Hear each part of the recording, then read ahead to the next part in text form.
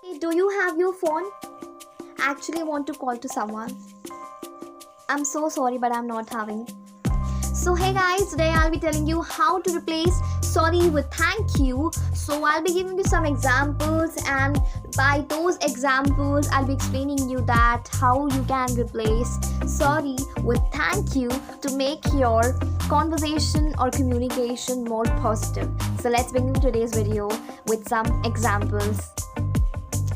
Sorry for being late. Thank you for your patience. Thank you for your patience. Sorry for all the questions. Thank you for your guidance. Thank you for your guidance.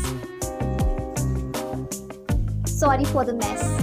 Instead, you can say, thank you for your tolerance. Thank you for your tolerance.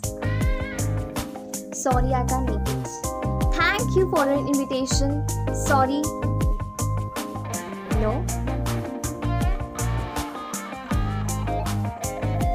Instead of sorry, you can also say, I appreciate your understanding. Sorry, I forgot. Thanks for reminding me. Thanks for reminding me.